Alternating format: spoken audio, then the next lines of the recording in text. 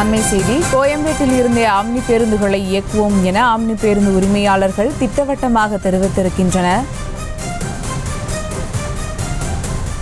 கோயம்பேட்டில் இருந்தே ஆம்னி பேருந்துகளை இயக்குவோம் என ஆம்னி உரிமையாளர்கள் தெரிவித்திருக்கின்றனர். நீதிமன்ற உத்தரவுப்படி கோயம்பேட்டில் இருந்தே இயக்க உள்ளதாக ஆம்னி பேருந்து உரிமையாளர்கள் தெரிவித்திருக்கின்றனர். அண்மை செய்தியாக பார்த்து வருகிறோம்.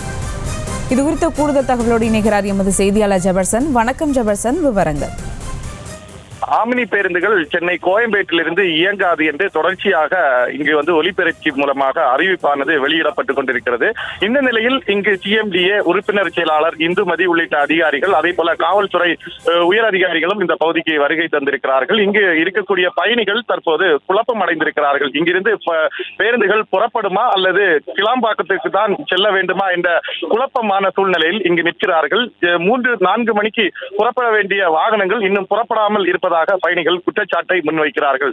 இந்த பகுதியில் தற்போது காவல்துறை கோயம்பேடு காவல் உதவி ஆய்வாளர் உதவி ஆணையர் நேரடியாக இந்த பகுதிக்கு ஆம்னி பேருந்து உரிமையாளர்களுடன் பேச்சுவார்த்தை நடத்துகிறார்.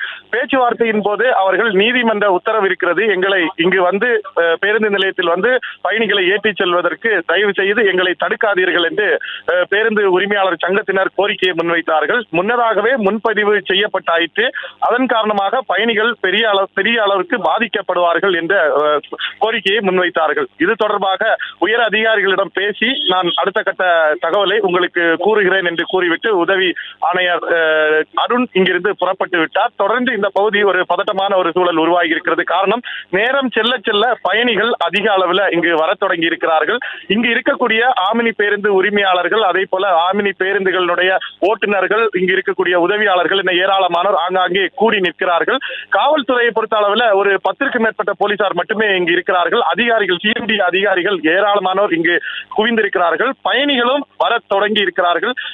4 மணிக்கு செல்ல வேண்டிய பேருந்து, 3 மணிக்கு செல்ல வேண்டிய ஆம்னி பேருந்து இன்னமும் இங்கிருந்து புறப்படவில்லை என்ற குற்றச்சாட்டையும் அவர்கள் முன்வைக்கிறார்கள்.